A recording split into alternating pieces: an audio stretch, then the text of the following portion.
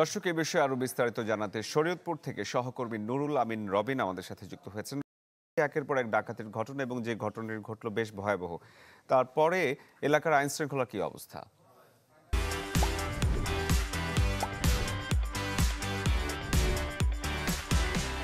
ঘটেছে সেটি কিন্তু একেবারে মানুষের যেই ক্ষোভ, সম্প্রতি সময়ে আমরা যেটি দেখেছি যে বিভিন্ন দেশের বিভিন্ন স্থানে ডাকাতির বেশ কিছু খবরাখবর পাচ্ছিলাম, যার কারণে মানুষ কিন্তু সংক্ষুব্ধ ছিল। যার কারণে এই ডাকাতদের যেই পরিণতি, দুইজনকে পিটিয়ে হত্যা এবং বাকি আরও 6 জনকে গুরুতর আহত করা, এটি কিন্তু ক্ষোভেরই একটি বহিঃপ্রকাশ। এবং যেই ডাকাত গত রাতে 7 জনকে গণপিটুনি দিয়ে পুলিশে দেওয়া হয়েছিল, আজ কিন্তু আরও একজনকে গণপিটুনি দেওয়া হয়েছে। এবং পাশাপাশি ডাকাতরা কিন্তু আগ্নেয়াস্ত্র এবং দেশীয় অস্ত্রে সজ্জিত হয়েই কিন্তু ওরা ডাকাতিতে নেমে থাকেন, যার কারণে তাদের গুলি বর্ষণের ফলে কিন্তু 4 জন শরীয়তপুরের স্থানীয় মানুষ কিন্তু আহত হয়েছেন, যাদের মধ্যে 2 জনকে ঢাকায় উন্নত চিকিৎসার জন্য স্থানান্তর করা হয়েছে। তাদের অবস্থাও কিন্তু সংকটাপন্ন, এমনটাই কিন্তু শরীয়তপুরে যখন তাদের ভর্তি করা হয়েছিল তখন চিকিৎসকরা আমাদেরকে জানিয়েছিলেন।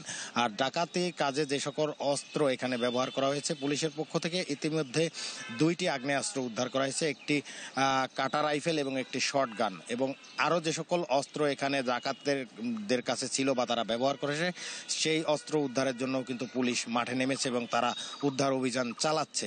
আর এই ঘটনায় এখনো পর্যন্ত কোনো মামলা হয়নি, তবে পুলিশের পক্ষ থেকে মামলার প্রস্তুতি নেওয়া হচ্ছে। এই ছিল আমার কাছে শরীয়তপুর থেকে ডাকাতি সবশেষ তথ্য। রবিন, ধন্যবাদ আপনাকে। দর্শক, শরীয়তপুর থেকে নুরুল আমিন রবিন আমাদের সাথে যোগ দিয়েছিলেন।